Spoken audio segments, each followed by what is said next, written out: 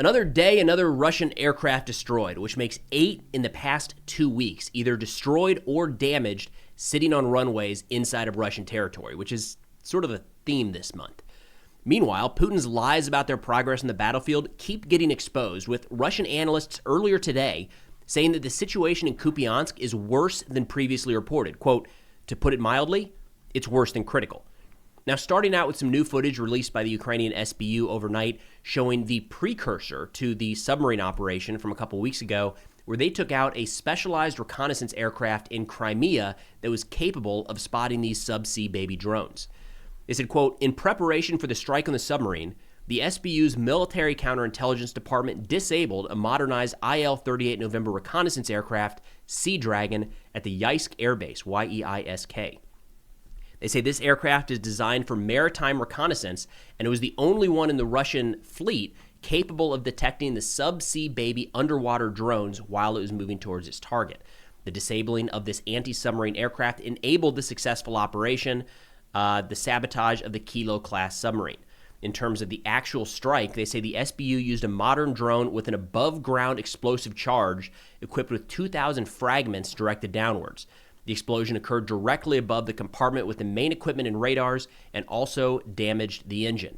So again, big picture, Ukraine needed to be able to go after the submarine, which for what it's worth is still in the exact same place and hasn't been moved despite all the other ships around it being moved off for repairs. So that submarine was the target, but these specific drones could be identified from above by this specific Russian aircraft. So they went after it first, hitting the Sea Dragon a couple days, or at least shortly before the submarine operation was carried out.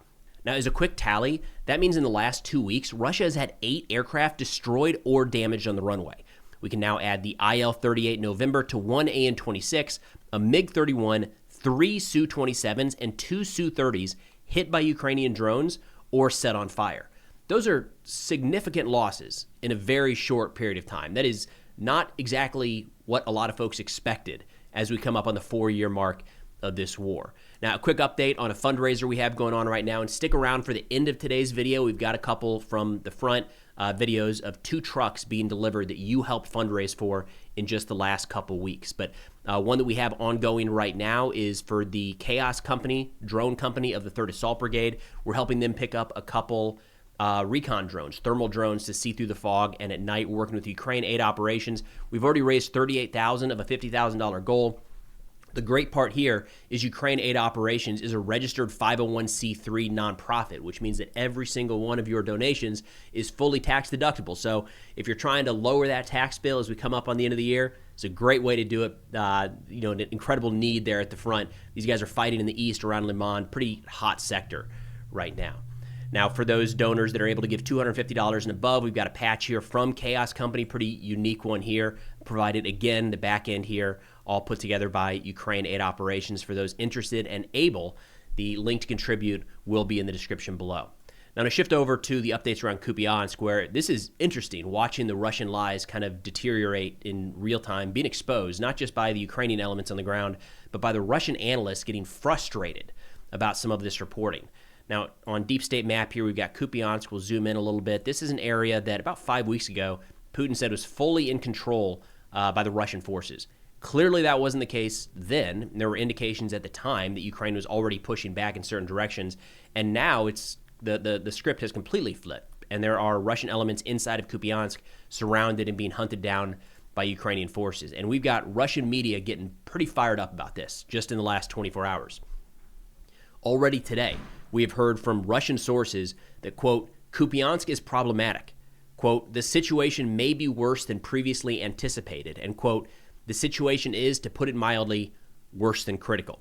Starting with Russian media Rybar, they say the situation itself is worse than critical. And on the eastern bank as well, the Russian armed forces is fragmented and has not completely collapsed, only thanks to the tireless work of our drone operators.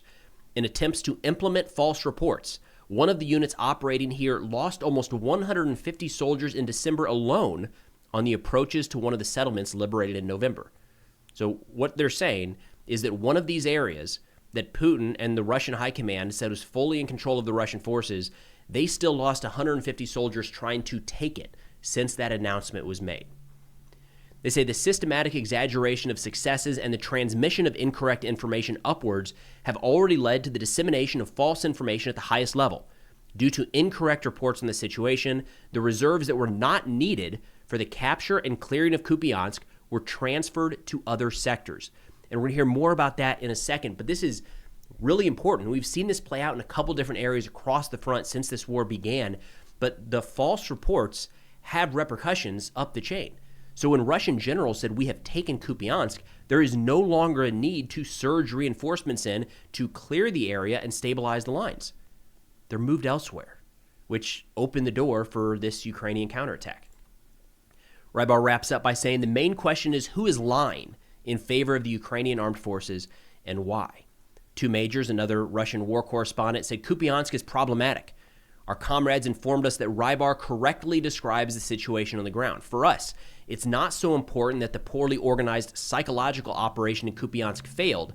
More worse is that according to our comrades, reserves were withdrawn from that direction and our forces were not able to properly consolidate even in the territory they had already taken. That is, with the information operation about Kupyansk, we defeated ourselves, not the enemy. Millblogger Military Informant added to it by saying, quote, judging by this map that I'll share here from Rybar, the Russian armed forces have already lost almost all of Kupyansk, but everyone got medals. Apparently in the future, we can expect the third liberation of Kupyansk. Again, there are real-world repercussions for these false reports. We see them distributed and disseminated online, and there's a lot of debate, understandably so, from analysts about where exactly is the front line. And for the most part, that doesn't matter, right? The 20, 50, 100, even 500-meter differences in where the front lines are mapped generally does not matter all that much to us that are not actively fighting this war day in and day out. But in Kupyansk right now, you're seeing the real-world impact of when false reports go up and support and reinforcements are cut off because they're no longer needed. That's the rational move. They're going to move forces elsewhere along the front that need those personnel, need those drone units, need those artillery pieces, and more. In fact, perfect timing here. The Financial Times came out with an article a couple days ago suggesting that Putin is still getting bad briefings along the front, which may be leading to his optimistic view of how Russia is actually going to in this war. They say, quote, the competing claims over Kupyansk, coupled with Putin's visible confidence in Russia's battlefield prospects, have once again raised questions about whether the country's top brass are massaging facts to tell the president what he wants to hear. Putin has pressed on with the war effort despite seemingly favorable peace terms offered by Trump, a decision that Western officials believe has been influenced by the flawed information reaching the Kremlin. While Putin's reliance on flawed information has long plagued Russia's military operations, few cases have sparked as much fury among war correspondents as Kupyansk, prompting an unusual wave of criticism from Russia's military bloggers on Telegram. Again, a number of those that we just ran through, and those are just from the last, all of those are in the last 12 hours. It has been constant for over a week now of kind of the most reliable Russian military correspondents, the one with sources at the front, are saying, what on earth are you guys talking about? Why are you lying about this progress? It is actively costing Russian lives and making people question, understandably so, the reports of progress elsewhere along the front. Now, we've got a similar situation down in Pokrovsk where the Russian general Akhmedov is back. He's famous for his meat wave-style attacks near Volodar and is doing it again, seemingly, with millbloggers saying, quote, Akhmedov has returned and is already delivering results for the enemy. Now, Azov put out some footage showing this one of these attacks in recent days, where they say in continuation of the Russians' bonsai attacks, heavy equipment is now increasingly being deployed. Russian commanders need to somehow justify the losses they are suffering in the area of responsibility of the Red Kalina Brigade. Now, to give you an idea of where they're operating, it's down in the Pokrovsk-Dobropilia direction, one of the hottest areas in recent months. Zoom down here to the south. This general direction here. So we've got Pokrovsk here on the bottom of the screen, Dobropilia up here a bit to the further north. A lot of this direction right here in the middle of the screen is where we've seen Russian offensive operations attempted in recent weeks, really. Azov said their latest large-scale mechanized assault ended with dozens of tons of burned heavy equipment. by chaotically changing their directions of movement, detonating on mines, and suffering from drone attacks, the Russians panicked and returned to their proven tactic of headless, two-wheeled attacks, which were all methodically and quickly destroyed by the brigade's drones and artillery. The Russian response to this came from mill blogger Romanov, who said in the Dobropilia direction, quote, General Akhmedov has returned and is already delivering results. Unfortunately, the results are for the enemy. He said, as a reminder, Akhmedov was previously removed from command, including over heavy losses with no results during the assaults on Pavlivka and Volodar, where he mindlessly sent 155th Brigade troops forward in columns and small groups. He says now, having been given more authority, he formed a column made up of several naval infantry units, around 30 pieces of equipment, and sent them straight to the slaughter. The consequences are visible in the footage. 6 tanks, 9 infantry fighting vehicles, 5 armored personnel carriers, 1 armored recovery vehicle, and 10 quad bikes destroyed. The specifics of this sector and the reality of modern war in general are such that any attempt to push large numbers of personnel into position at once, more than 2 at a time, lead to lethal outcomes. On both sides, the sky is under constant surveillance. Advances are only possible when fighters move in ones or twos on foot with careful timing. Only after sufficient time and covert, dispersed buildup of personnel does movement begin. He wraps up by saying Akhmedov, as the footage shows, knows only how to form columns, and the price of that inability is the lives of naval infantrymen with no result. It has been pretty continuous in the Pokrovsk direction that we're seeing these relatively large Russian armored assaults moving forward, and one after the other being hit, and from what we can tell, stopped. Like, even Russian sources are not reporting any change in territorial control in that direction. So it's a lot of losses, a lot of stacked up, not just soldiers, but equipment, heavy equipment, being lost left and right in that direction. Of course, it's not all positive news for Ukraine. That's never the case. There's push and pull in war. The Ukrainian General Staff overnight announced that Russian forces had taken all of Siversk. So we're going to zoom in here a bit to the east. This report seems to be a little bit delayed. From what we can tell, it looks like Russia largely had control over most of this city, at least in the gray zone, about a week ago. And Suryak map now has, in Russian sources, have Russian forces moving out a bit to the west of that city already. Now, the Ukrainian General Staff said heavy battles are ongoing in the Siversk area. The Russian occupiers have a significant advantage in manpower and equipment, and despite significant losses, they continue their active offensive actions. In order to preserve the lives of our soldiers and the combat readiness of units, Ukrainian defenders withdrew from the populated settlement. Ukrainian defense forces exhausted the enemy during the battles for Siversk, and every meter of the city came at a high cost to the enemy. The invaders were able to advance due to their significant numerical advantage and constant pressure from small assault groups in difficult weather conditions. Another reason why some of these units need help right now, picking up more thermal drones. In fact, looking at the map here, where Siversk is a little bit to the northwest, in this kind of Liman direction, is where 3rd Assault Brigade is operating. So when the weather conditions are bad enough down here for Russia to advance in Siversk, that's why the boys up in Chaos Company, 2nd Mechanized 3rd Assault Brigade, need those thermal drones. Ukraine added that the occupiers who are in the city are being hit and their logistics are being cut off. The enemy units are being blocked to prevent their further encirclement. So in terms of an assessment there, an analysis of the advance in Siversk, there's not a lot to take away from it quite yet. We'll see if Russia surges forces there. I think that's probably unlikely. If you look at kind of the general pocket here that they've formed in that area, it's probably more likely that they try to push from the north and the south than directly head on. But either way, this will be an area to keep an eye on going forward. We also got a pretty wild story from a couple days ago where 2 Ukrainian infantrymen held a frontline position for 130 days without being rotated out. Here we have a video of Dennis Bars and callsign Bars and Dmitry callsign K2 returning from a position in the area of Konstantinovka that they held for 130 days.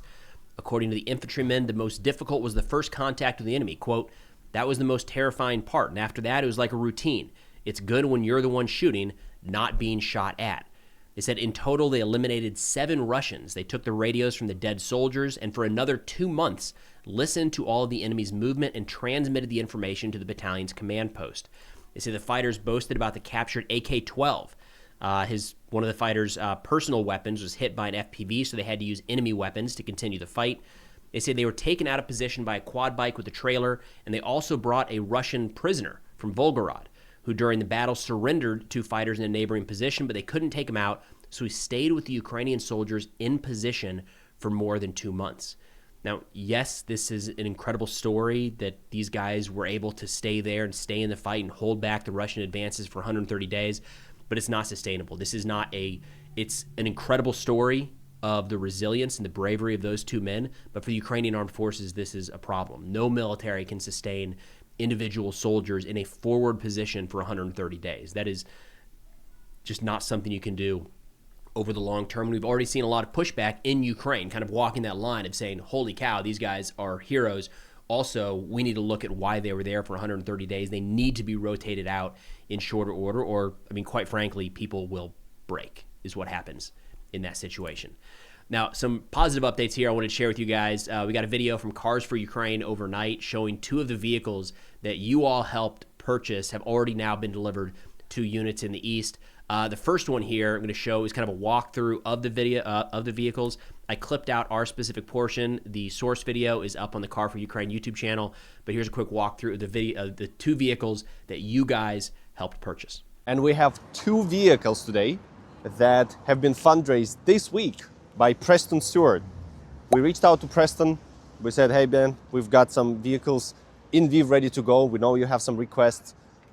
Maybe we could do something. And he raised money for 4 trucks within less than a week.